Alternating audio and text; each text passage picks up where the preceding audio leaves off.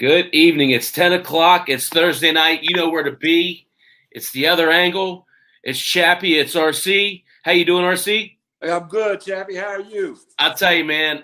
We were talking a little bit off air right before we came on. Life's tough, right? Working, it's a grind. If you're fortunate enough to have a job, they're squeezing more and more out of you. And I can't say that I don't necessarily expect that, but you get tired. You don't want to do extra work when you come home. But at the end of the day, Randall, what are we doing? We're just talking some sports, right? Yeah, man. And what else would you rather be doing? I mean, there's plenty in this world to make. If you want to stay and watch drama unfold, and this is the one place I always tell people: sports are the purest form of the world, and there's no in a huddle. It's hard to find anybody that cares about who you are, where you came from, right, and what you are, and that's what life should be about right now. Yeah, and that's what makes it great, because at the end of the day, and we can learn a lot from sports too, right? Because at the end of the day, you see these games, you see fights every now and then, but most of the time after the game, these teams have fought their butts off for 60 minutes. What do they do after the game? They go over to the other team, they give them a high five, they give them a hug. That's what we should be like right now. And I can't, without getting political, I can't think of a better correlation to make. So without further ado with that, let's talk about some sports, man. We've had a lot going on, RC. Before we start, though, I saw your show tonight, just a glance of it. Yep. I turned in there, and you guys are eating pizza. Hey, man, we do the Joby 5. The Joby 5, Joby's a UPS man that's local, and it's kind of a legend. Uh-huh. And everybody has a Joby 5. You got a Joby 5 atop Christmas movies. You got a Joby 5 atop burgers. We were doing the Joby 5 of frozen pizza. Okay. I found one that I've never tried before. It was called the Wild Sicilian. And it's right there. For a frozen pizza, it's good. I think I've had that before, and it is pretty good.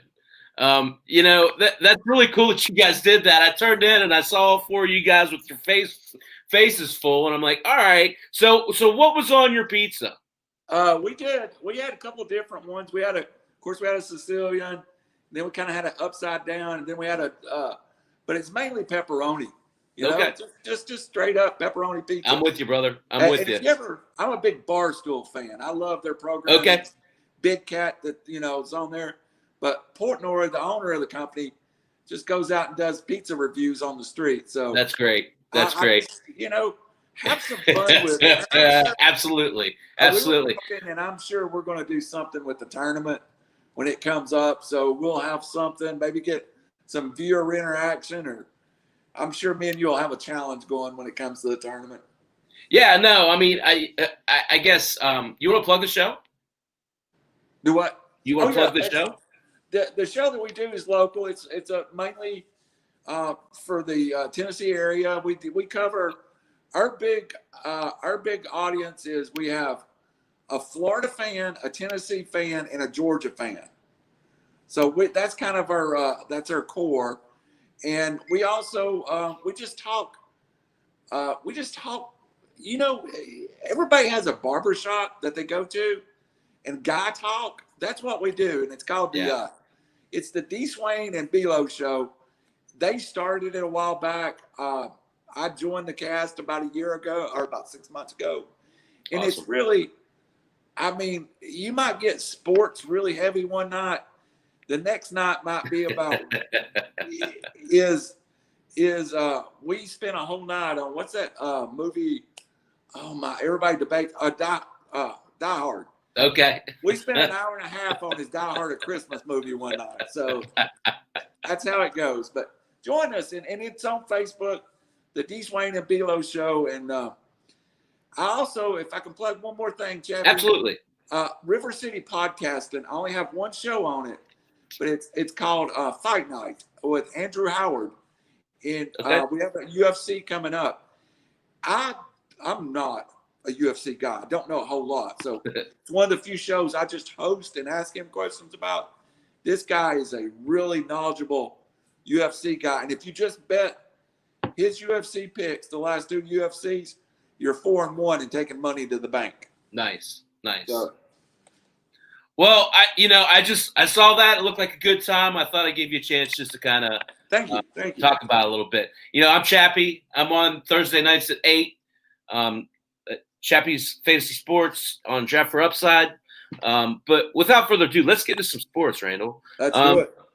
Before we get into football, we're going to play football. Let's talk about real quick. Talk just a touch about basketball last week. I wanted to ask you a question this week. Who's the best team that you've seen that no one's really talking about, that's flying under the radar? So I am a SEC guy. I'm right outside of Chattanooga.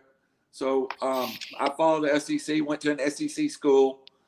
So I get a lot of ACC games, a lot of SEC games. Since West Virginia joined the Big 12, even more Big 12 games. But I really am impressed by Alabama. And they got off to a rocky start, lost some games early, even lost to Western Kentucky early. But since they started SEC play, 5-0, a win at Thompson Bowling Arena, and a winning at Rupp Arena. Still not rated in the top 25. They're kind of I think they were like 26th or 27th if you put them in the poll. But it's definitely a team that I think makes the tournament.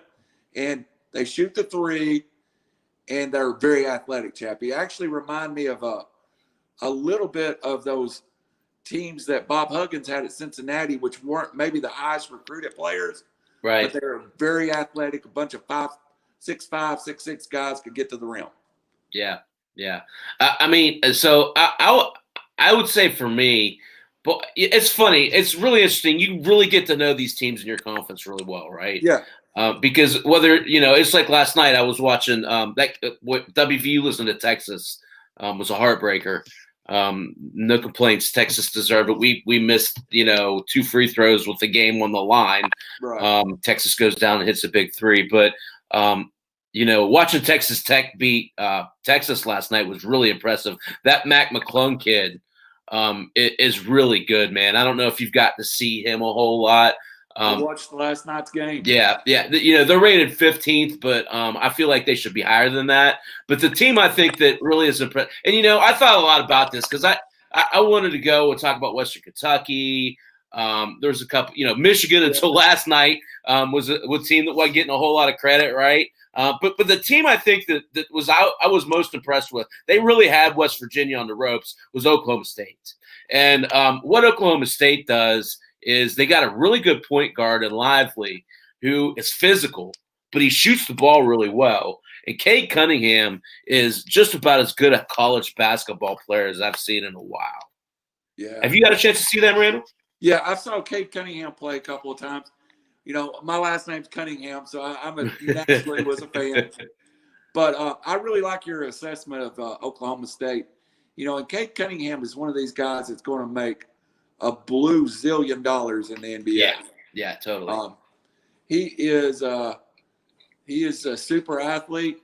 In a team, if I knew, everybody knows I know you're a West Virginia guy, I'm a Tennessee guy. West Virginia is a school that I almost brought up in this segment. Yeah. I thought about Colorado. I think they're a very absolutely nice team. Yeah. But my friends and I do a little thing where we just it's different. We do a bracket, but we draft teams. Like everybody. Okay. Like a little snake draft. Okay. So there's 4 of us, and you just go down and you pick all 65 teams or whatever.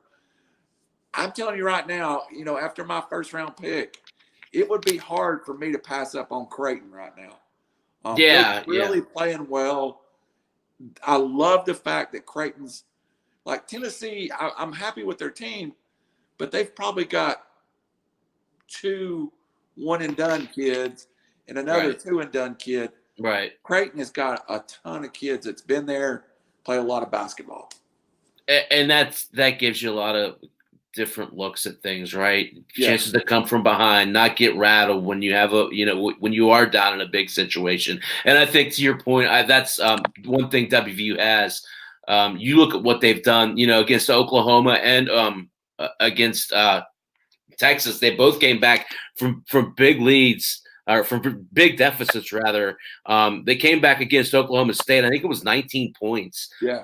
And they just now they haven't won all those games, but they don't get rattled is the point. They're able to play different styles of ball, which I really do think, they haven't won the big game yet, West Virginia.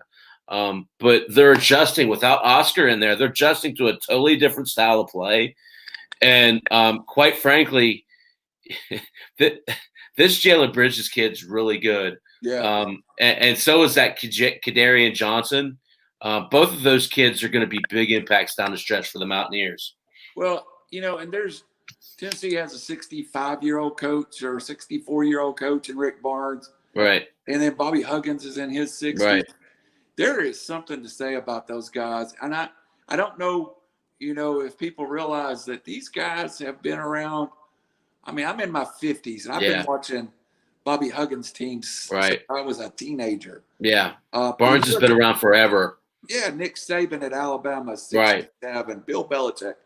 These guys know their stuff. And if you are a fan of characters and just one of the old school, how can you not love Bobby Huggins? I mean, how do you not love him? I'll tell you, if nothing else, RC, the post-game interviews and the press conferences on the lock. I watch those after every game, win or lose, because I'll tell you what, man, he tells it like it is. He tells it like it is. And I tell you, I got to tell it like it is. Let's move on. Because we want to talk a bunch of football, right? And it's a great conversation. We're going to continue that. We're going to have some basketball conversation as we go through this. Some weeks bigger than others. But, I feel like there's a lot of really important stuff going on, don't you? Yeah, it's a huge time. My favorite weekend of the year, divisional round. You usually have 4 great games. These are the elite teams we've waited on. You've got 2 games on Saturday, 2 games on Sunday. It is a crown-packed weekend. Yeah. We're gonna pick them all, right? We're gonna pick them all again. Absolutely. Can't wait. Let's do it at the end, though. You were a little better last week than me. I have to go ahead and say that. We'll talk later about that. Let's talk about. I'll tell you. I'm going to go ahead and I'm going to try and do this. Hopefully, it works. The Athletic posted this article, and it was basically the mock draft. I want to try and get it in the chat room so that if you want to follow along, you can. But and it's interesting because as you start working towards the draft, and there's a lot of things going on here, right? We talked a lot about coaching changes last week, possible coaching changes. We'll talk a little bit about that because it's going to come into a factor really quick, right, RC? Yep. Absolutely. Yeah. So I posted this to the site, and we're going to run through it. It's okay if you don't have the access. That's not a big deal. It's basically a mock draft of the first round. I just want to go through here and talk about some of these guys. Right off the bat, it becomes a factor again. Trevor Lawrence of Clemson, first overall pick to Jacksonville. Jacksonville today had a big announcement. You want to talk about it, Randall? Well, I've been on the air most of the day. I don't know if it got finalized. I do know that they were getting very close. Yeah, I believe it did get finalized. It's weird because you kind of have to watch language and all that stuff. For all intents and purposes, I believe it is done. Okay, so, and that's kind of the way I went in. But, right. And also, Chappy, just give you a little history. I worked at Rivals for a period of time, and I was actually the lead Rivals recruiter rater for Trevor Lawrence when he was in high school. So, oh wow, I got to see Trevor Lawrence from the time he was a sophomore, junior, and senior. And his family are huge Tennessee fans, but who blames him for going for Clemson with the train wreck that was at Tennessee at the time? But I said it today on the other show, and I'll repeat it. It's about a 4 or 5 year window, I think, with Urban Meyer. You give him a year to get Trevor Lawrence in place. They're really under the salary cap. They can make a move. Maybe you don't send him spend all that money till year 2. You sign a bunch of 3 and 4 year contracts, and you got about a 4-year window, similar to the Chiefs. After next year, when the Chiefs have to pay Hill, Kelsey, all those people, they can't keep that team together. No way. Urban Meyer walks in right now, open checkbook from the Khan family, #1 overall pick. And for those that doubt Urban Meyer, he's going to win. He's going the most cap money in the NFL. Yeah. No, I agree with you. And Trevor Lawrence is the way to go, right? It's not Josh Fields. It's not the kid for BYU. It's definitely Trevor Lawrence, right? It's the sure thing, And I think with that #1 pick, we talk about it in fantasy. What you really want to do at that #1 pick is get the sure thing. John, look, Fields is a great player, right? In a lot of ways, I think he could have more upside than Trevor Lawrence. But you go back to that 98 draft, I have no doubt Ryan Leaf had more talent than Peyton Manning. Bigger kid, stronger kid, more athletic kid. Right. Peyton Manning was the sure thing. That's what you do here. You take the sure thing in Trevor Lawrence. Yeah. So, again, the next pick that really intrigued me, RC, pick 3, Miami Dolphins via the Houston Texans. We talked about that a little bit last week. Take Devonta Smith to team up with Tua. What do you think about that matchup? Devontae Smith's going to be a great pro, and I think they need to get him some help. Devontae Parker is a one-man machine right now. Right. Their second best receiver is Preston Williams, originally signed with Tennessee in the Butch Jones debacle, transferred out to Colorado State. A nice piece, but by no means a second receiver. A pretty nice tight end, Gesicki, but you really need to go get him his piece that he's comfortable with. And if you're not going to do that, maybe Jamar Chase would be my only other one. I think both of those are going to be nice. Right. And I said on the air a week ago, I still think Jalen Waddle might be the best NFL player of the two. Yeah. And it was really tough watching him try to play the other night. It was. You got to appreciate him getting out there, right? But it sure would have been nice to see him a little bit more healthy. Yep, kind of kid you want to see is that one that want to play. Yeah. So, okay, unlike last week, I'm not going to make you wait the whole hour to talk about him. Pick 4, the Atlanta Falcons in this mock draft, The Athletic, which is a pretty good, notable magazine. Justin Fields. You happy if Justin Fields fall to you 4? Let me I'm going to take just a second here, Chappy. I won't go too far, but this franchise, and I am a Falcons fan. I'm wearing my retro Peyton Manning tonight, but this franchise needs a direction to be excited for. And if Justin Fields the draft pick at #4, they will sell more Justin Fields jerseys at Walmart in the first 6 months he's in Atlanta than the cost of his salary. He will be instantly the most popular player in the franchise. He is a great kid, from what I understand. He's an Atlanta kid. I think Atlanta is real close to making their coaching hire too, and I think that might be the final decision making here. Is it Justin Fields? And if it is Justin Fields, I think we both agree it's a rebuild situation. Totally. And you start seeing within the next year, Matt Ryan would probably be there a year. Mentor Justin Fields. Julio gets out. You don't re-sign Todd Gurley. Right. You let some pieces start walking and clearing some salary cap. Absolutely. But I think it's the right thing to do. I do too, but I personally agree. I want the tackle from Oregon, the Sewell kid. Yeah. When I read Pro Football Focus, call him the best prospect in a decade. That's something special. I put a lot in it. Pro Football Focus. They do some solid work there. So in this situation, he would be available. They would choose in this mock. They chose Fields over him. Sewell went 5th to the Bengals in this. Chase went 6th, the LSU receiver, to Philly. You think that's a good fit? I think the Bengals are both in. Right. I could see Jamar Chase going to the Bengals if they're going to let AJ Green walk. which appears what they're going to do. You've got to protect Joe Burrow. He's already had one ACL. You can't afford to let your franchise quarterback get hurt again. Any investment you make, because of all the quarterbacks from last year's class, my personal favorite is Joe Burrow. I really thought he had moments where he really looked like he could be absolutely.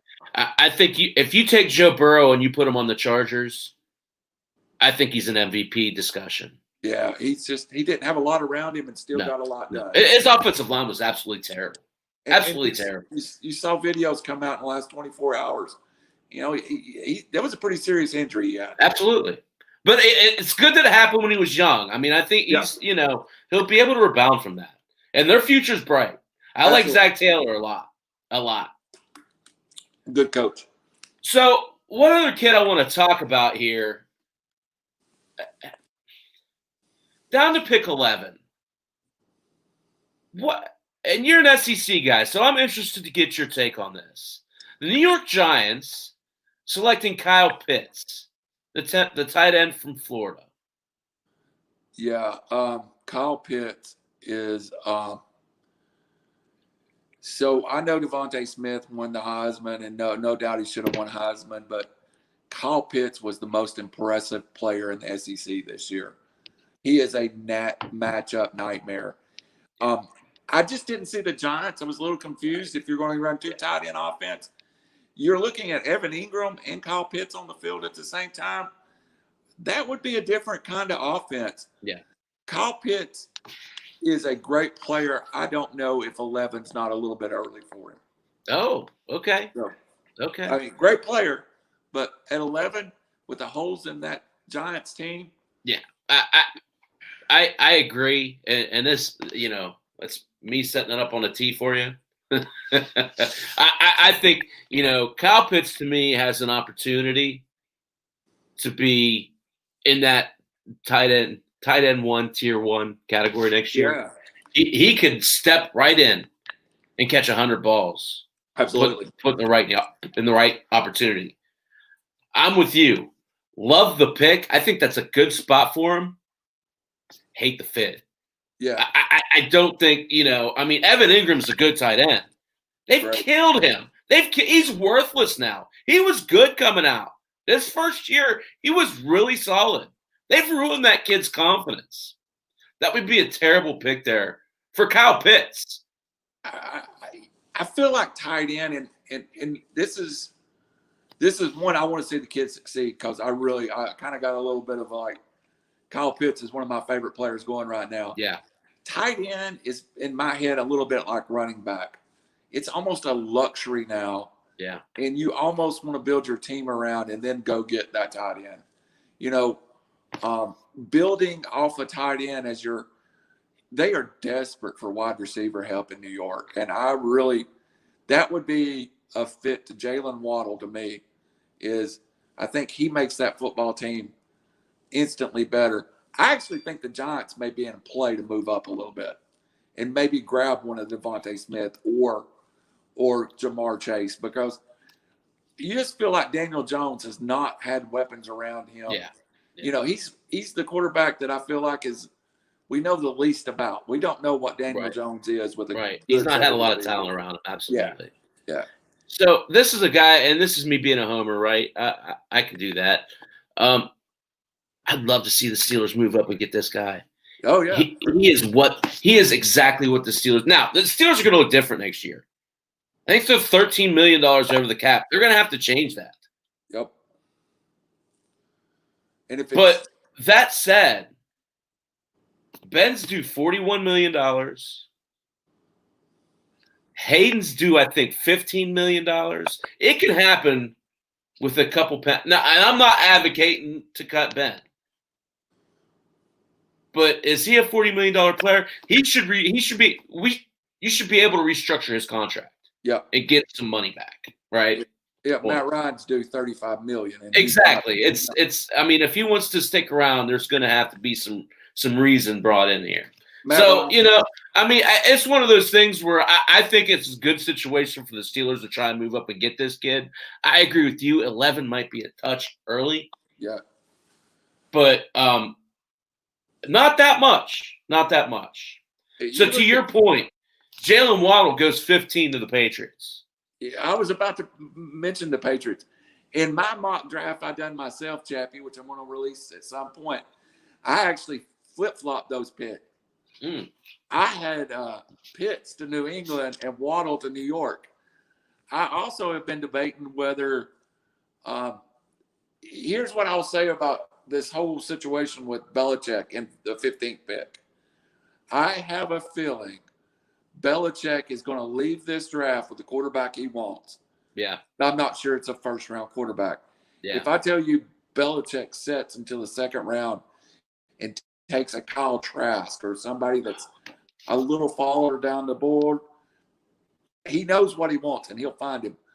I love Jalen Waddle as a player. Before his injury, I mean, I don't think Devontae Smith wins the Heisman if Jalen Waddle don't get hurt.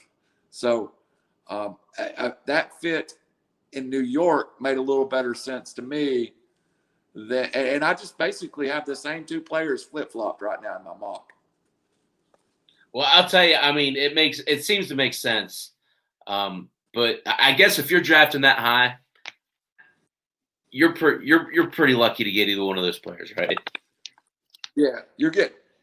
I really like this class, Chappie. This is a good class. I really think there's some depth in this class. So real quick, and we can get into some depth as we go down through. I think that's a great idea, right? But I want to run a couple guys by you. I want to talk quarterbacks. Okay. Thoughts on Mac Jones? Steelers taking Mac Jones at number 24. Mac Jones, to me, outside of the top tier guys, and I know everybody talks about Trey Lance, and I've heard talk about Zach Wilson. To me, Mac Jones is the most NFL-ready quarterback outside of those top two. Mac Jones has played in an NFL-type offense. The other thing with Mac Jones, he's been in the most professional-like college environment that you can be in. And you just feel That's true. You see what Tua's done. You feel like Mac Jones could come out, not just Tua, Jalen Hurts. Yeah. So right now, the Nick Saban quarterback classes, they look pretty strong. And if you're getting Ben's replacement at 24 with Mac Jones, I'd love that pick. All right. I you may have sold me a little bit on that. I wasn't wild about it when I first read it. RC, I got to break some news. Okay, break it. Just announced from The Athletic, the Jets to hire Robert Saleh. Good hire. It is a good hire. We talked about that last week, right? Yeah. So, I mean, the timing, it just came out a minute ago. So, pretty awesome stuff. I love breaking news. Well, even though, it's secondhand, but whatever. I think it's a great hire, and it's just like we talked about last week. They need to hire a defensive-minded guy. They need to hire a guy that is a disciplinarian, exactly the opposite of what Adam Gase was, right? So I think I think one of us mentioned that last week as a landing place for him. Yep. So we're killing it with those. And I still think you keep Darnold and just look at all that draft capital you have. Yeah. It's just and cap space. Yeah, he can build a defense in about 18 months. Yeah. And just like, Urban Meyer, we talked about last week, you're going to go in, you're going to get defense immediately because they're going to be sound. They're going to be, fundamentally where they're supposed to be, right? So, absolutely. So you're sold on Mac Jones. I am. How about second guy? I'm just scrolling down through here. I don't want to miss someone, but the one guy you mentioned. What do you think about Kyle Trask? I think Kyle Trask. I like Kyle Trask week 8 better than I did what I saw out of Kyle Trask late. Yeah. Kyle Trask is, and I don't know if you know his story, but quickly he was never a starter in high school. He's a kid that played in an offense that didn't fit him, that stayed after it, that camped, that got to Florida. I think Kyle Trask is a great quarterback. I think Kyle Trask may need a little bit of time in the NFL. Right. I don't think I don't think Kyle Trask is a NFL ready quarterback day one. I would like to see him. They've been talking about Atlanta. And Atlanta don't have a coach. Right. If Ryan's going to restructure that deal another 2 or 3 years, I could see Atlanta pulling that in the early second. They have pick 36, and I think Kyle Trask could possibly be there at pick 36. I'll tell you, and it's interesting. He did not look good against Oklahoma. No. He didn't look healthy against Oklahoma. Yeah. To me, his throws weren't very sharp. He just seemed like he was not 100%. He had a lot of skilled people opt out too. And yeah, that's the tight end. Pitts and Pitts, Tony both opted out. So that makes a big difference, right? That makes a big difference. I agree with your assessment. I think wherever he goes, he's going to be best suited to sit and learn a system and see the pace of the game and, understand defenses. Now, he's playing the NFL caliber defenses right now, so it shouldn't be that big of an adjustment. But the fact of the matter is, it's just a situation where it's probably better off that he's the 4th or 5th or 6th quarterback off the board. And sorry to overstep just a minute. No, you're fine, man. I think people misunderstand when I say set a year. Patrick Mahomes set a year too. And all the practice. Aaron Rodgers set a year. I mean, Patrick Mahomes was horrible his first year in practice. Yeah. I mean, yeah. We've all heard the legend now of if they had started Patrick Mahomes, they might have went 0-16 his first year. So setting a year is not a bad thing. Right. Maybe some situation it's just I think San Diego really wanted to set Uber a year earlier. Yeah, they totally did. But it just didn't happen, Yeah. So he's a good kid. He's a kid I root for just because I think he had to work and earn a little more than some of the normal 5 stars that started. No, that's interesting. I honestly didn't know that. So, just one more thing about Trask, and I feel like with him, the level of competition that he's playing, I think sets him up to step right into a role where they can build off of that rather quickly. I guess his learning curve, isn't going to be as steep as, say, a Nance kid, right? The kid from North Dakota State, or wherever the heck it was. That's going to be steeper than what it will be for Trask. He's not going to be overwhelmed by the terminology or the skill level around him. He's playing just a lot like the kids at Alabama. He's playing in a pro-like system. One quarterback that Dan Mullen tutored was Dak at Mississippi State. Right, Dak was instantly good in the NFL. Yeah. I mean, Dak did not have a big curve. I actually tell people today that I thought Dak may have been better his first 2 or 3 years than he has been the last couple of years. I know the injury this year was different, but Dak off the get-go, Dak was ready to go. Yeah, no, you're absolutely right. You're absolutely right. So, talk a little bit about the draft. Pretty exciting. We'll talk some more about that as the weeks go on, right? But what I wanted to talk about next, just a little bit of perspective, and then we're going to talk about looking forward a little bit. I always like to do this exercise, and you may have heard one of my shows a couple weeks ago where we kind of do this reflective thing, right? So one thing I always like to think about, what are a couple guys, looking back on this year, the fantasy football season, who are some guys that you don't want to forget about going into next year's draft?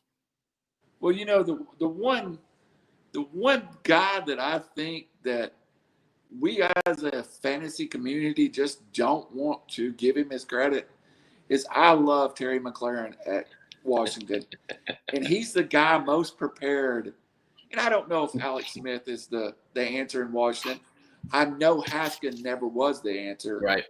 If that quarterback, and Alex Smith may fix that quarterback situation if he can stay healthy. I think McLaurin, if he could ever get consistent quarterback play, could make that jump to elite top 6, 7 wide receiver. And I love his game. I love his game. He's a real fighter, you know.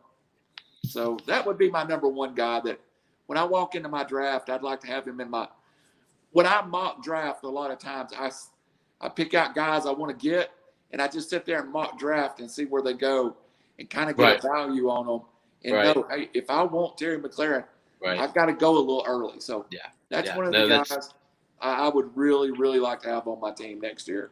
No, that's I do the same thing. Real quick, does the football team draft a quarterback? Well, that is a tough question. I think the football team may be in that secondary market. Right. If you see a Matthew Stafford or someone like that come available, I think the pieces are in place for them to win now. If they could find a quarterback, a veteran quarterback that could come in, I really think that football team could win now. So I guess the answer is no, but I think you'll see somebody new in a Washington uniform. Here's a question for you. Is that Fitzmagic's next place? I almost said the name. I mean, somebody needs. I mean, it'd be a good fit. It makes sense, right? Yeah, he's not. And I tell everybody, he's probably the 20th best quarterback. Right. But he can win you a game. He can win you a playoff game. I mean, I totally agree. It's funny, and we didn't coordinate this at all. My first player, I could have pivoted off of him and went to him next. McLaurin's teammate, Logan Thomas. And you know, it's interesting because you know me, I always love to break down into chunks, you know, whether it's a month, 2 weeks, you know, and kind of do that, right? So over his last 5 games of the year, he averaged 10 targets, RC. He averaged 7.6 receptions and 68 yards a game over his last 5 games. Largely without Alex Smith. We're talking about doing this with Renicky and Haskins. He's putting up those numbers. What do you think? You know what? He's a unique athlete too. Yeah. I love the fact that he played quarterback. You know, he knows the offense. You know, and that he's played quarterback at a high level. So yeah, I love him. You know what? And I could have pivoted off of my guy and went to Antonio Gibson. That's how much talent is in Washington. Yeah. You know, if a Tom Brady is out there, I think Washington looks very similar to Tampa before Tom Brady went there. So, again, we're spitballing here. That's what we do, right? So if I can't even say, it's not Dan Snyder anymore, is it? He's gone, right? I think he's still in control of the team, but. Okay. Well, if you're Dan Snyder, what's stopping you from going out and getting Deshaun Watson? Nothing. Right. And you got the draft capital. Yeah. Nothing. Yeah. Hey, and if you don't want to pay that much for a quarterback, we've already talked about, do the Falcons clear Matt Ryan? Do the Detroit let Stafford go? You know, you're looking for someone, to me, you're looking for that, you know, I almost want to say, you know, Peyton Manning, that quarterback on his last 4 years or something. That window in Washington, I don't think is long enough for you to go draft a quarterback, build a team. Right. Because you've already got 2 years on. It has to be an established guy. No, I hear what you're saying. Yeah, you need to move fast. Yeah. Lord knows that guy, Bryce Young, is maybe the most freakish athlete that we've seen in a long time. Yeah. Well, you know, we talked about it last week. They're going to be well coached. Ron Rivera is one of the most underrated coaches in the game, right? What would that team look like if they still had Kirk Cousins? I mean, seriously. Yeah. That's all they need is a serviceable quarterback. That's all they need. They don't need a spectacular quarterback. Absolutely. All right. Give me another guy. Who's someone you don't want to forget about? So let's move. I'm big on catching a rising star, and I saw, there's a lot of people that were towards the end of the year that you saw just kind of become a player that we all kind of went, wow. Well, this guy popped early and kind of faded late, and I think it was quarterback play. But through the first 6 games of the season, I thought CeeDee Lamb was as good a draft pick as anybody had had. And then after Dak was hurt, you got Andy Dalton, and then you got another guy. And it was a struggle. Yeah, it was a struggle. I loved the first 6-7 games we saw CeeDee Lamb with Dak Prescott. Yeah, no, you're absolutely right. You're absolutely right. And in a Mike McCarthy offense, they're going to throw the ball first, second, and third, right? So if you could say the same thing about Amari Cooper. Definitely someone who got forgotten about. He was having a career year until Dak got hurt, and that's someone that just to piggyback off of what you're saying. And a lot of times in fantasy, what you want to do is find the best offense, right, and get players off that best offense. So Amari Cooper, CeeDee Lamb, I think are 2 great picks because Dak's going to be back healthy. They're going to continue to throw the ball. Zach Martin's going to be healthy. I think that injury wasn't talked about enough. Well, Dallas never looked the same, especially Ezekiel Elliott after Zach Martin was in. Right. And I thought that Dallas offense, let's not forget that when Dak was injured, he was on a pace to break every single season passing record in the history of the NFL. So that offense is going to explode. When I go to my draft next year, I'm going to get pieces of that offense. That's another strategy. We'll talk about it, I'm sure, this fall. But I love to draft towards explosive offenses. And if you draft New Orleans Saints players, you basically it's 2 players. It's Michael Thomas and Alvin Kamara. Right. But like you could actually have 2 pieces of the same team with Amari Cooper and CeeDee Lamb. Right. I don't mind that at all. Yeah. And I've built up Chiefs that way. I've built up Steelers that way. So I'm a believer in that too. You know that. So RC, the next guy I want to talk about, and I hate talking about him, quite honestly. It's not someone I like to talk about because I hate the team. It's J.K. Dobbins. Yeah. Here's the thing that strikes me about Dobbins going into next year. Mark Ingram's a free agent. Gus Edwards is a free agent. Did you know J.K. Dobbins scored in each of his last 6 games? Yeah, he was a hot DFS play at the end of the year. Yeah. So he was averaging just 12 attempts a game, Randall. But he was getting 82.5 yards per game over those 6 games. Is he not the perfect complement to the best player in football, Lamar Jackson? Absolutely. I think he struggled early, and I think Baltimore actually made a little bit of a faux pas by not bringing him in. But they're in the semifinals. What can I say? But early in the year, they seem to be wanting to stay with Ingram with his 12, 14 touch, and Edwards with. But to me, that's a better football team when Dobbins gets his 14, 15, 16 touches. Yeah. Lamar Jackson is a wonderful athlete and a great athlete. He's not a traditional quarterback. No, not at all. You'll never hear me say that. You never hear. Yeah. But I'll tell you what he is. He's the fastest player on the field. He is. And I feel like they got to let Lamar Jackson be Lamar Jackson. Yeah, again. No, I agree, and I think you're seeing that, right? I think it's tactical. Does it pay to run Lamar Jackson 15 times against the Bengals in September? Hell no, right? It's the time of year when Lamar Jackson plays football, and you're seeing that. And in all honesty, when Jackson does that, the holes for Dobbins are so huge. That's why Edwards works out well for them, right? Yes. Because during the season, Edwards is such an underrated player. He's not special. He's never going to blow the wheels off. Right. But when Mark Ingram gets injured,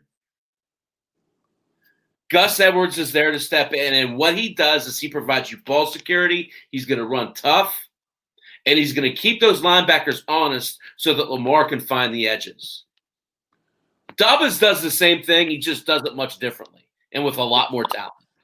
And his explosion is unreal. I was watching that game this weekend with the Titans, and it was just like when, they were showing highlights from earlier in the year.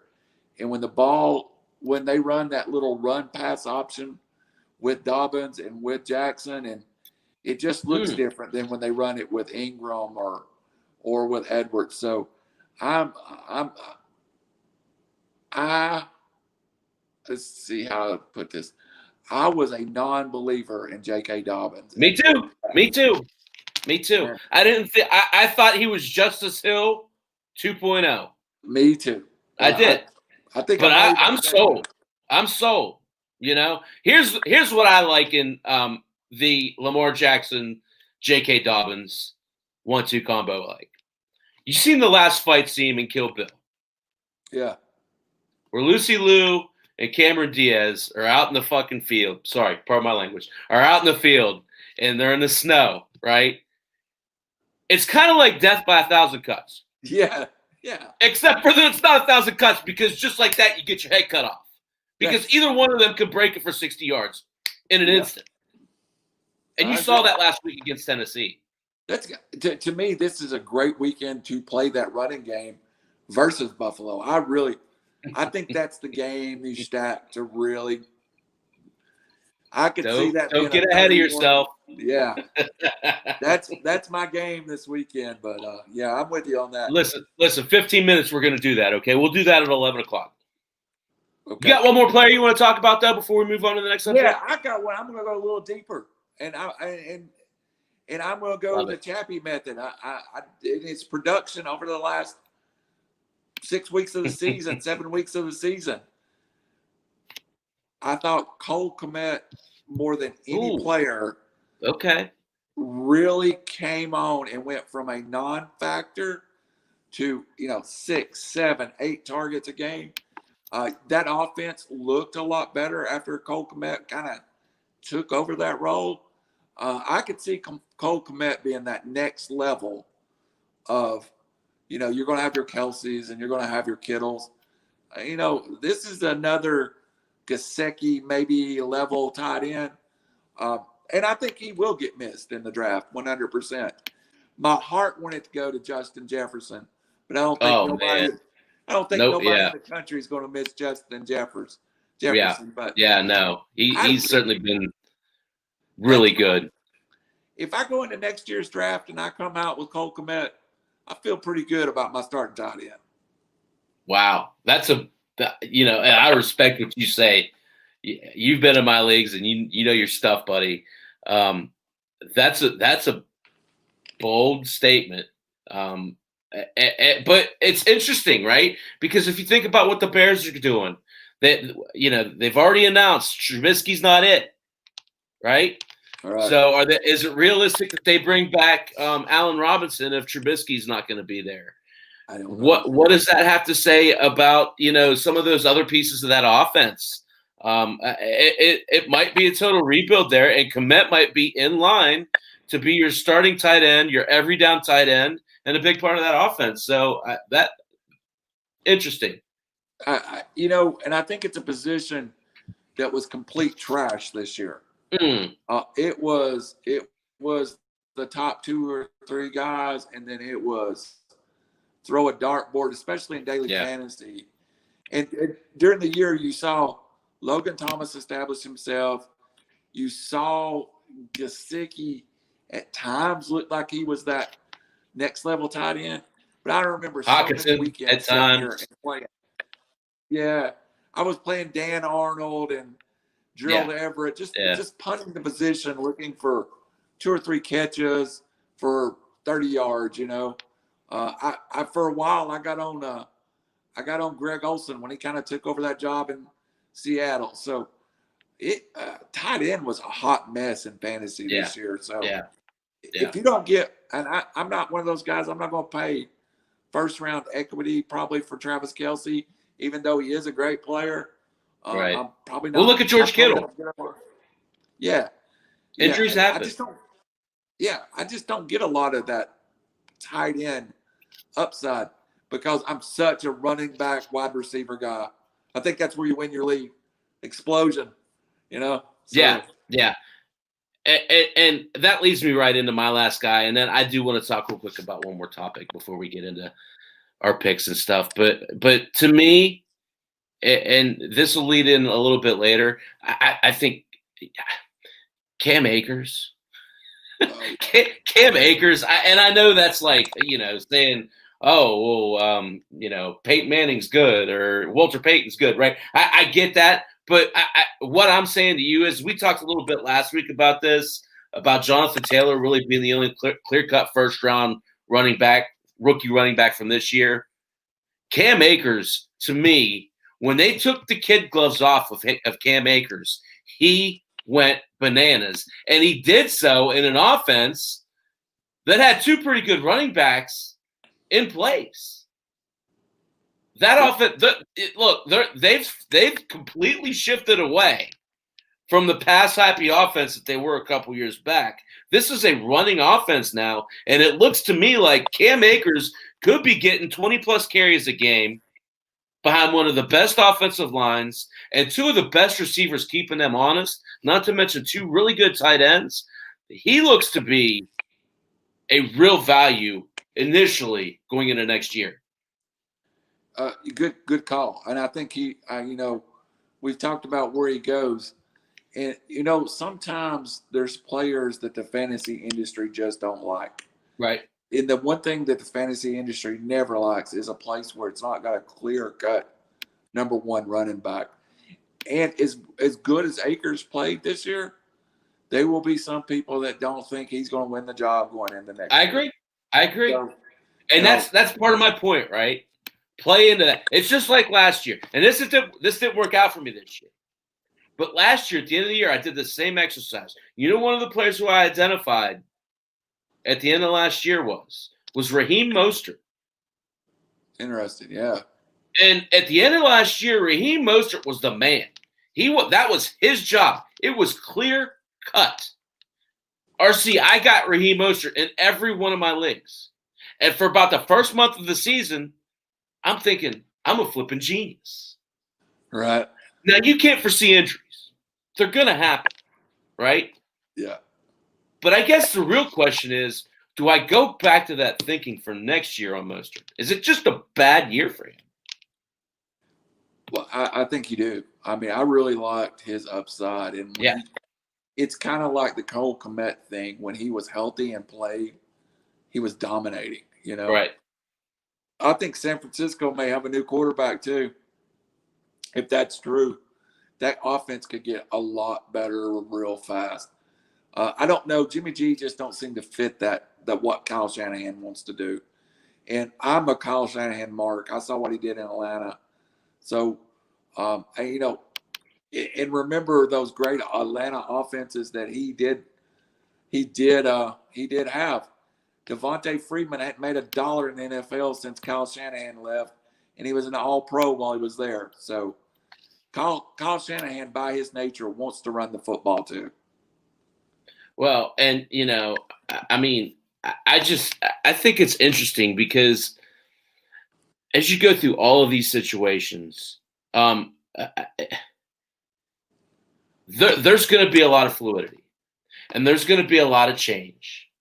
And keeping up with, well, first off, having good solid ground on a foundation and understanding at the end of the year, not just thinking, because I'm big on reflection, right? Not just thinking about it, because you're going to think about it. What's going to happen? You're going to sleep for 6 months. Right. Writing it down. I don't care if it's you and me do a little word thing. I don't care if it's that or if you're writing in the damn notebook. It's really helpful to go and think about these players. You know, you look at the Jets winning their last 2 games. Is Darnold someone yet? I mean, it's just it helps to think about these players playing well at the end of the season because I think it puts a positive mindset into their next season's beginning. You also have players who just underperformed, and I think the player that was in the best situation this year that failed to capitalize on his situation was Christian Kirk. And, at the beginning of the season, everybody was in love with him. He just didn't produce. But unless they make a move, that role's his next year. Yeah. Probably without Larry Fitzgerald there. So, D-Hop, if they're going to, DeAndre Hopkins might end up catching 200 balls if they don't find a second wide receiver. But somebody in Arizona needs to step up and be a second wide receiver. Either Kirk or Dan Arnold at tight end. And he's another guy we could be talking about right here, right? He really looked good down the stretch. Absolutely. So for sake of time, let's move on because so free agent cherry picking, right? Again, I just posted this. The Athletic put out the top 50 free agents. I know you have some opinions. I want to talk about. I think I have 3 or 4 here. I want to talk about. Right. We'll move through them. The first guy on the list for me, and I think age for me plays a big factor with these guys. Chris Godwin, at just 25 years old, tests the free agent market. This is a huge fantasy impact, right? Yes. So, granted, Tampa Bay's in a pretty good situation with the cap. They're actually they have $28 million to spend. They could easily re-sign Chris Godwin. Right. But given the fact that they just went out and signed Antonio Brown, they've got Mike Evans. It seems to me that the kitchen's a little crowded in Tampa Bay. Yes. And you don't feel like if they sign Chris Godwin with one of those mega deals, they're probably not going to have the opportunity to sign Mike Evans down the road. There's only so many dollars to go around. Right. I think Chris Godwin actually underperformed this year. Absolutely. Absolutely. But talent-wise, I think he's maybe the closest thing on the East Coast version of DK Metcalf on the West Coast. So anybody would take him. And if Tampa doesn't sign him, somebody will sign him to one of those mega deals. I think Tampa re-signs him. Or if Brady's window is really, really short, you might see him get tagged for a year and then work on a contract with him. Yeah, restricted. So you're saying he re-signs with Tampa? Re-signs with Tampa. That's my gut right now. I wrote down he re-signs with Tampa, but I'm going to reserve the right to change my mind. Okay. As I'm looking down here at cap space, and I'm looking at team needs, you know who's number 2 in cap space? It's my hometown Indy Colts. Yeah. $61 million under the cap. Phil Rivers may or may not be back. They have an opportunity to sign a guy like Godwin and a quarterback or draft a quarterback and all of a sudden have a really formidable offense because Michael Pittman's pretty darn good. Good player. T.Y. Hilton came on at the end of the year. Yep. And they've got a bell cow back. Godwin just seems to make that team whole again. And they may have the franchise quarterback sitting on the bench right now in a kid that got overlooked last year in Jacob Eason. There's no doubt Jacob Eason play that he has one of the biggest arms in the NFL. So the show I was talking about, D. Swain and Belo show, we've talked about Jacob Eason multiple times, and I think he may end up with that job to start next year. I also think the Colts, there's a couple of real high value left tackles out there. Mm-hmm. I really think you might see the Colts has a dominant run defense. I mean, a dominant run offensive line. But if you're going to have a young quarterback, you might see them invest a little bit in the offensive line too. Yeah, no, that's a good point. That's a good point. But I just feel like Godwin wants to get out of that. I feel like he wants to go to a situation where he's the guy, right? Yeah. He's not that there. I mean, really, and it's not fair to him because he's sharing the field with two established, basically all pros, MVP type players. Absolutely. At 25 years old, Godwin has an opportunity to go and carve out a name for himself elsewhere. Maybe it's Jacksonville. We discussed what you just said. It's funny. I just discussed this. What's the Tampa Bay meeting room like? Oh, my God. You've got all that crazy, all that ego. The Tampa Bay meeting room may be more talent in that room than any other NFL locker room. Not that they're going to win, and some of them are older. Right. But at one point, Rob Gronkowski was as good a tight end as they've been. They're established. Yeah. Their words carry weight. So one place that I think that, you have Tyler Boyd, who's a nice receiver. I thought about that too. You have A.J. Green that's A.J.'s older, and A.J.'s T. Higgins. Yeah. You have T. Higgins, who's going to be a nice so player. Good. He's so good. Throw Chris. But no, that's a good point. Mix or another. I still think Houston needs to go find one more receiver for Deshaun if he stays. Cleveland needs him bad. Cleveland needs, and I think Cleveland's going to cut. And we'll talk about this later down the road. Yeah, I think right. I think Odell Beckham's gone from Cleveland. Yeah, he has to be. Yeah, and then there's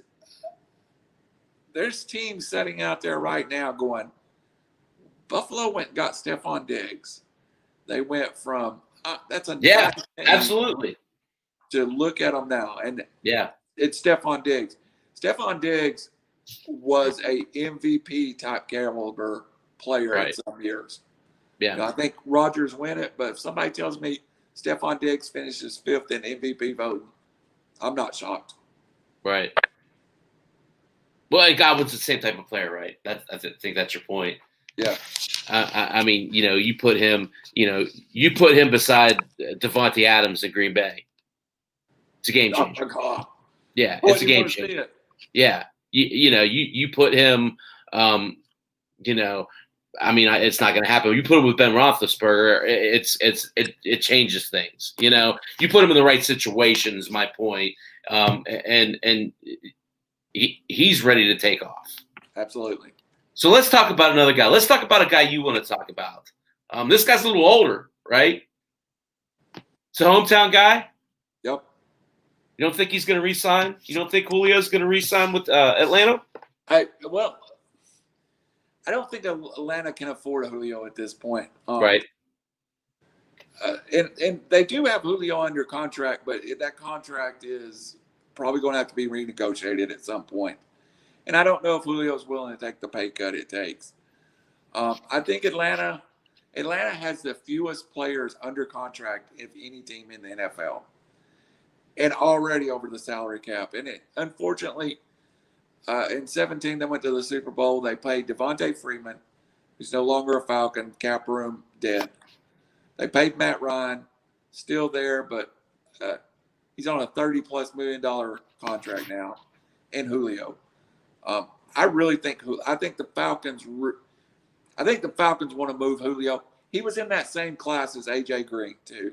Yeah. And those guys are starting to deteriorate, but I think Julio could help the right situation. And what we talked about the other day, what's Julio's value now? Yeah. Is Julio a second-round pick? third-round pick value. I would love to see Julio find himself in one of these offenses where he could win a championship. It's almost like that baseball player that you see move at 38, 39 years old, chasing a championship. I think Atlanta wants Julio for that. I think Atlanta would like to see Julio in that situation. Right. Because Atlanta's not winning a Super Bowl in the next 4 years, 5 years. So I got a team. Just us talking here. Would he look good in a Charger uniform? Absolutely. Absolutely. Yeah, that type of team, right? Yeah. Good young quarterback. Need another big set of hands to throw to. I had a list of teams, and most of them are West Coast, and you get him out of your conference. Yeah. You don't want to play him. Right, right. The Raiders is another place that he could go. He would fit. Yeah, no, absolutely. I think he fits in that situation where we said D-Hop was going to catch 200 balls. He fits in Arizona. I got a take on that. I'll share that with you another day. I think Atlanta loves Julio Jones, and it's just time for Atlanta to get Julio into a situation to win the Super Bowl if he's ever going to have a chance to win one. Yeah. All right, so you talked about your boy. I can't say this next guy's my boy, but he plays for my team. 24 years old. The Heinz Ward of his time, right? Absolutely. I know you're going with the youngest of the free agents. Juju Smith-Schuster has already started 58 games in his career at 24 years old. He's caught over 3,700 yards, 26 career touchdowns. The Steelers are strapped. They can't afford to re-sign Juju Smith-Schuster, especially with young guns in the holster like Deontay Johnson and Chase Claypool, and even to some extent James Washington. James Washington becomes Juju Smith-Schuster next year if and when he signs elsewhere. As much as I hate to say it, some of his antics have rubbed some of the players and some of the coaches the wrong way. And I think that that's kind of made him rather expendable, especially the fact that he's so young and he's going to demand. You're not going to get the family discount with Juju Smith-Schuster. No. Oh, you're right. So I think he's gone. I think you're right. And I also think that relationship soured quickly. Ooh.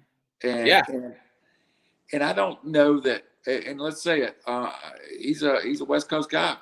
Yeah. And Pittsburgh is probably the most truest, bluest, blue-collar NFL town. Boy, they want you to be Rocky Bleier. And you don't get by with playing Terrell Owens in they don't like showboat. I mean, some people could get – Jerome Bettis could get away with it.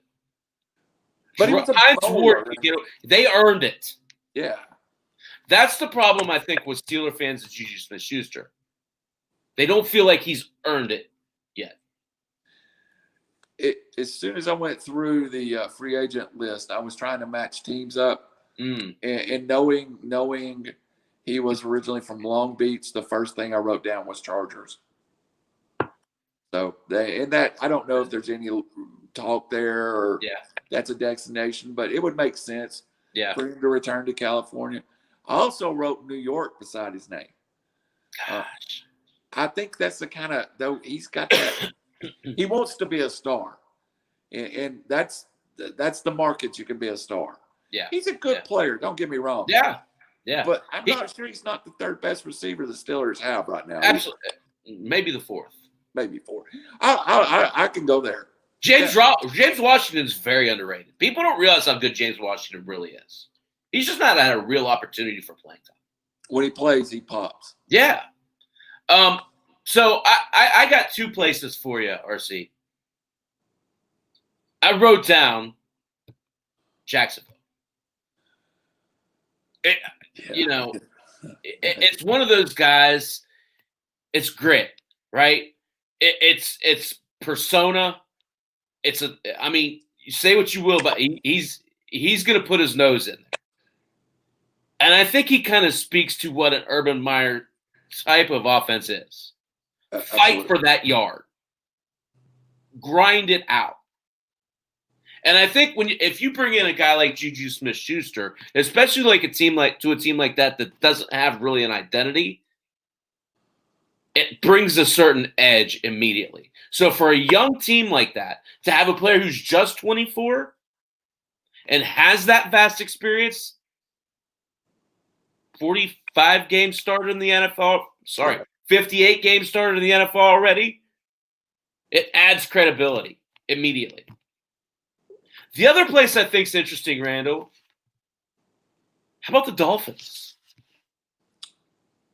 Again, yes. I think that's two really good landing spots for them. Young teams fit their mold, makes sense for them both financially and, trending at the right time, right? Those teams are both young. They're both up and coming. They've both got a good young nucleus. Those are the two teams that I really thought about when I started to think about Juju Smith-Schuster. Urban Meyer makes Jacksonville a very attractive free agent destination too. Immediately. Absolutely. When you said Jacksonville, it's like, yeah, that makes sense. Yeah. I really, really think that I like DJ Shark as a player, but I don't know that he's that elite number one receiver. I've always, all in my head, I've always had him as that's the role player to this player. That's the, he's the best they got right now, but are they trying to put a square nut in a round peg or, same thing. Yeah, no, I hear you. And they're going to want to get good hands for their first round draft pick, whoever it is, Trevor Lawrence. Absolutely. So that makes a lot of sense. The Miami pick, I think, is interesting too, though, right? Because, I think with Tua does a good job with the short passing game. And that's what, the crossing routes and stuff, it really opens up a lot of things for their scheme. And even when Godwin is 6'3", 6'4", he's really a slot receiver. Right. So is Juju Smith-Schuster at times. Yeah. These are bigger slot. They're not Cooper Kupp slot kind of guys. Right. They're that big buck. They're a handful. Yeah. Almost a hybrid tight end type of play. Right. You got another player you want to talk about? Yeah. I want to talk about one player that I just absolutely love that I think can make a difference. And we talked about it earlier. I think the Ravens, Ronnie Stanley, left tackle. There's two left tackles in this class, and I'm a big fat guy. I love tackles. Bautiera from Green Bay, who's now on ACL. I kind of think he goes back there. But I started thinking about Ronnie Stanley and some of these younger quarterbacks. If you've got salary cap and you do have a Tua or you do have a Joe Burrow or you do have this guy's, early 20s, probably got another 6, 7, 8 years in a left tackle. That's an all-pro left tackle. That was the guy that to me just screamed that if I've got everything in place and I need to protect it, I would go get him. And I go back, I talk about that 17 Atlanta team a lot, but, that's where I got my tickets to. But I don't think that team's successful unless they invest in Alex Mack in the offseason, an all-pro center from Cleveland. So you think about these quarterbacks that Cincinnati's got to go find Joe Burrow some protection. I agree. They're going to get him killed if they don't. Yeah. So Ronnie Stanley, I think he was over in your article, was the number 2 player, but he's not you sign Ronnie Stanley, fans are not jumping up and down, but that quarterback is. And I think he's 29. That would be the guy. If I could have one person, I'd take him. No, I think it's interesting because, a lot of these guys, these so like Bud Dupree's another type of player, right? These guys that They're definitely big impact players. There's no doubt about it. But when you're thinking about it from a fantasy perspective, a guy like Bud Dupree or a guy like Ronnie Stanley affect you fantasy wise, right? Because if the Bud Dupree leaves a Pittsburgh, their defense isn't going to be as good, right? Absolutely. If a Ronnie Stanley leaves Baltimore, that left Lamar Jackson's all of a sudden going to have to watch his backside a little bit more, right? So these players that you don't necessarily think about for fantasy, they do have big impact. So one more guy, and then let's predict these games. I do want to talk about, and this is one of those guys, 26 years old. What do you think about Aaron Jones?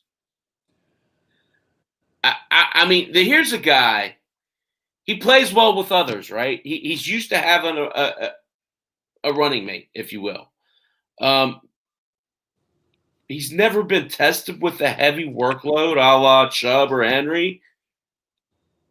But I feel like early on in his career, maybe they didn't trust him. Now he's earned that trust. He's a versatile running back. He's a modern running back. He can catch the ball into the backfield.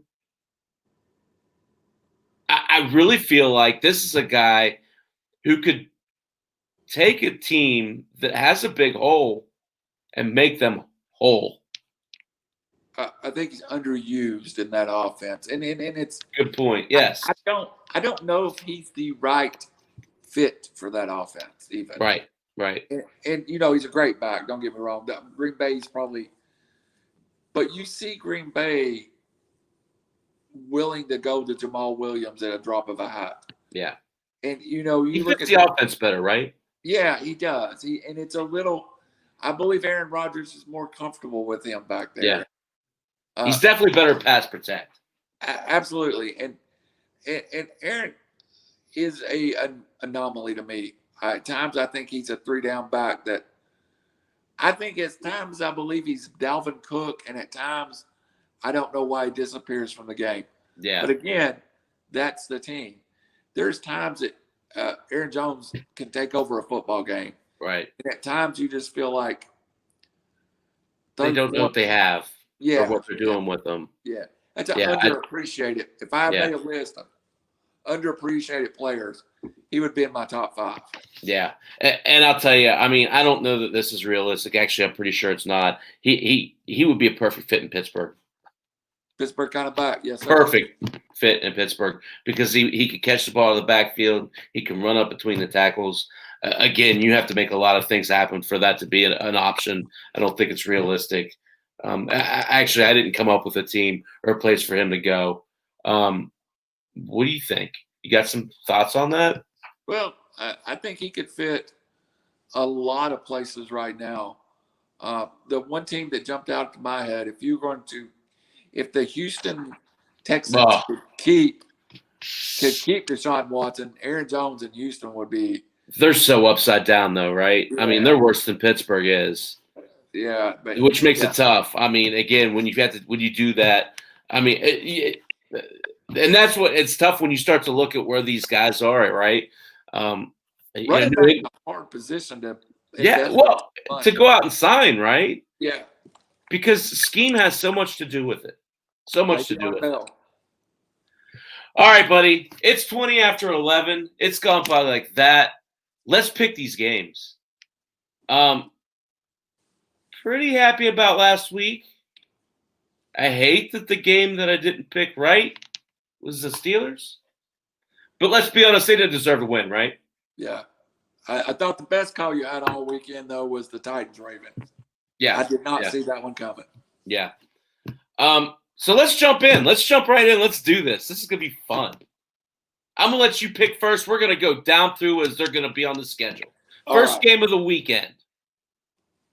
The 6th seed, St. Louis/Los Angeles Rams against the number 1 seed Packers. The Packers are given 6.5 points. The over-under is 45.5.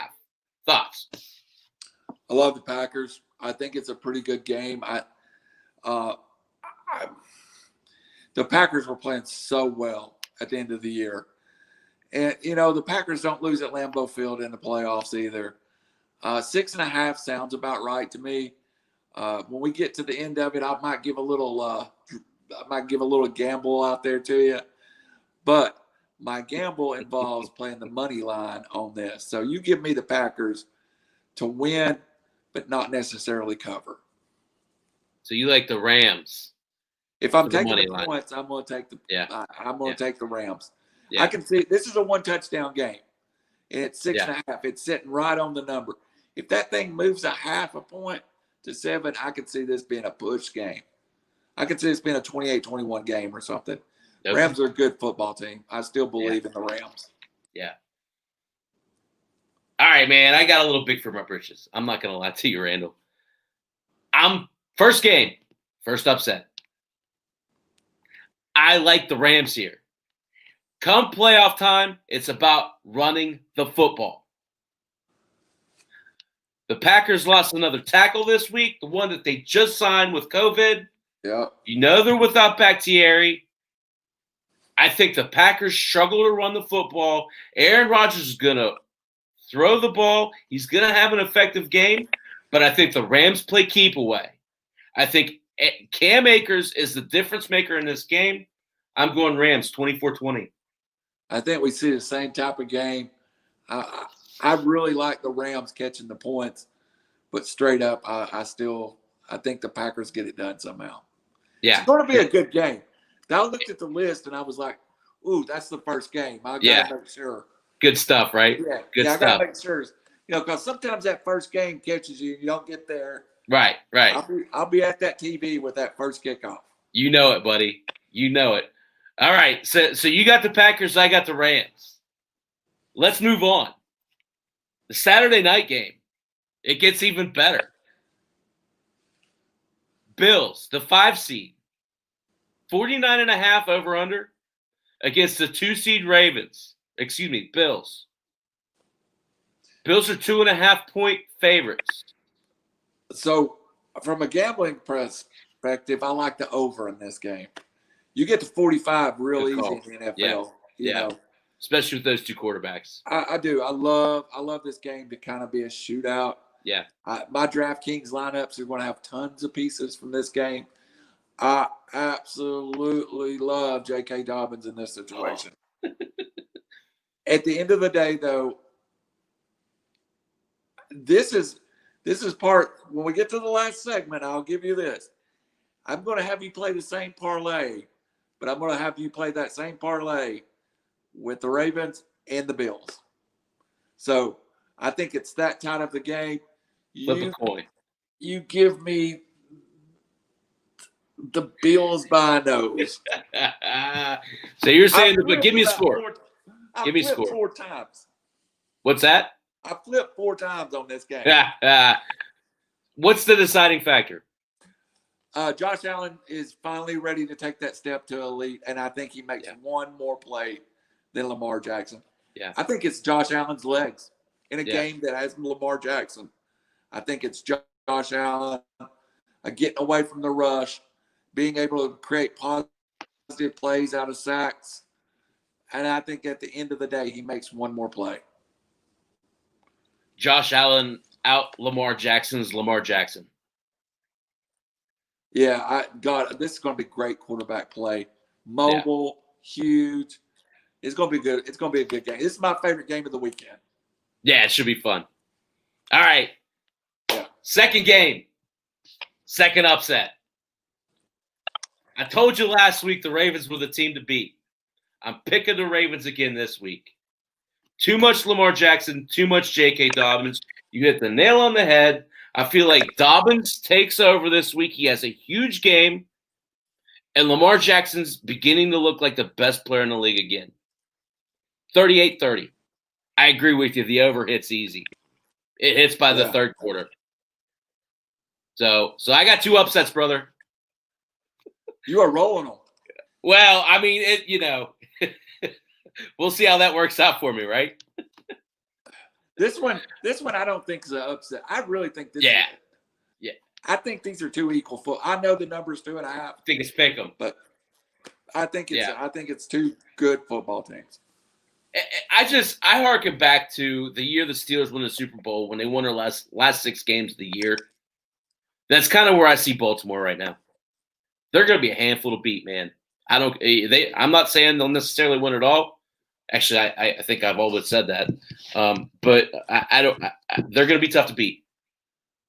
They are So, playing. but, 6 what's weeks ago, that? I would have 6 weeks ago, I wouldn't even have thought they would have been here. Absolutely. That's what makes it so great, right? So let's move on to Sunday. We got 2 more games.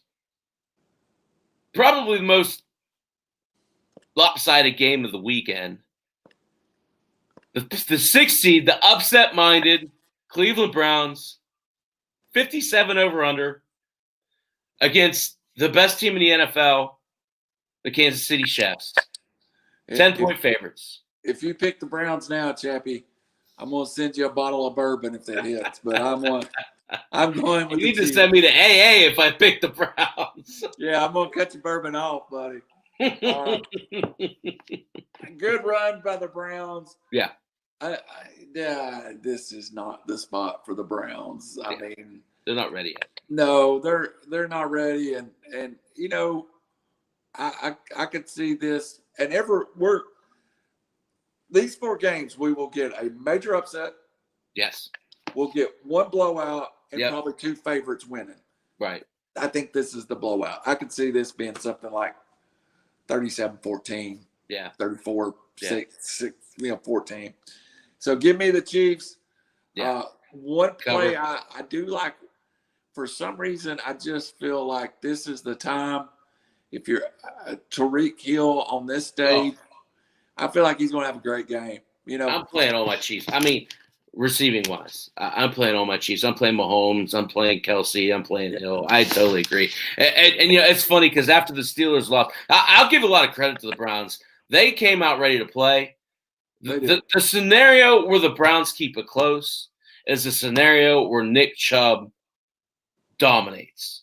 And that can happen. But even so, I agree with you totally.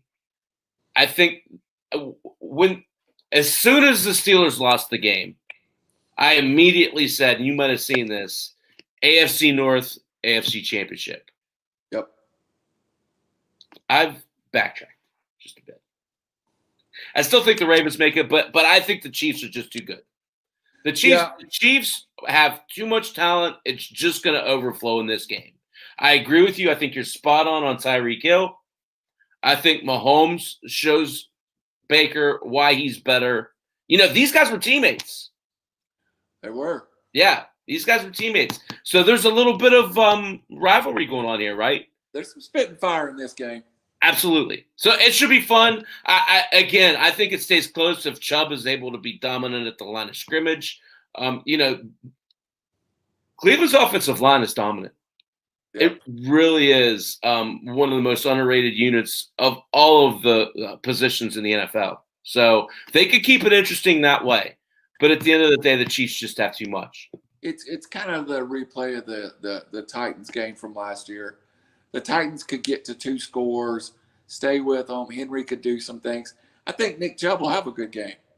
Yeah, I really do. But at the end of the day, the Jamaican track team at wide receiver will play the day. Oh, I agree. I couldn't agree more. And you know, score?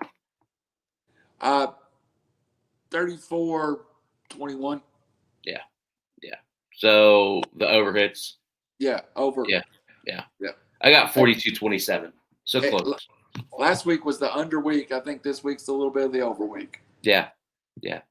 So last game, Sunday night, 6:40. The 5 seed, the Buccaneers, 52 is the over-under against the Saints, the number 2 seed, 3-point favorite. I'll let you go first. My upset. Uh-oh. My upset, and I like the under in this game. Really? I really think right now the Saints are an emotional football team. I think Breeze he's probably told them in the locker room he's done. Right. But I just feel like the Saints have been kind of limping to the finish line, and I feel like the Bucs have improved over the last few weeks. Yeah. I really like this Buccaneer defense. I think they're going to give the Saints all they can handle. I think it's a good football type game, but I could see this game going under something. Let's call it 24-21, 45. That 52 is a pretty big number. And, you know, It is. so It is. I like both teams in the mid-20s, but TB12, as much as I despise him as a Falcons fan, he's pretty good in these situations. Yeah. Yeah. So that's interesting because, you know, being a Falcons fan, you definitely have seen these guys a lot more than I have. So when I made this pick, I look at it like this. My dad always used to say this. You'll hear me say this a lot. My dad always used to say this. So Tampa Bay lost 38-3 to the Saints back on November 8th. They lost back in week 1. So Tampa's 0-2 on the season. It's really hard to beat a team 3 times in a year, especially a good team, because you're playing that third time's a playoff game. That means they've had a good year, right? That's the correlation there that we really don't necessarily always get into. That said, one team has Alvin Kamara and one team doesn't. And I think that's the deciding factor. I think the Saints are built for one more run. And I don't know that they win next week, but I think they've just got a little bit of an edge over Tampa Bay. And I think Tampa Bay is going to – it's interesting because with Tampa Bay, what's happened has been when you've kind of gotten into the star's head, they start to silo out, right? They start to become individualized. I think it's a close game. I kind of think Antonio Brown's become a cancer on this team. And I think his selfishness bubbles up this week. I got Saints 27-20. So this is going to be another great game. There's no way you can go wrong with this game. I actually, and I'll be the first one to admit it. While I am in the division with the Tampa Bay Buccaneers, the Atlanta Falcons and the New Orleans Saints become almost a NFL rivalry that's at another level. Right. But you use the word Alvin Kamara, and it's hard for me to argue with anything that involves Alvin Kamara and taking over a football game. And I actually thought in my notes at one point I wrote down, how do they stop Kamara? Yeah. I don't necessarily know that they can stop Kamara. I think I look from the attack of 2 wide receivers and really, really try to take Michael Thomas in the passing game out of this game. So I may let my bias be speaking here. I just feel like Tampa is – I felt like these teams were going this way this year, and this is the intersection. Yeah. And you're right. One of the reasons I picked Tampa was I just don't think you can beat them 3 times. Right. Don't mean it don't happen, but it's a rough top. Yeah. It'll be interesting to see. I mean, you know, I got to be honest, this is the game that I have the least feel of. I feel like this is, as you say, the flip of the coin the most of these games. I feel like the other 3 games I got a pretty good feel on. I mean, I could be wrong, you know, how that goes. But this is one of those games where both of these teams are tough to get a read on. The Saints have been playing well lately. Yep. So we'll go with them. RC, we gave it over an hour and a half. You got a closing thought? You want to give it a I want to give my parlay out. My Saturday only parlay.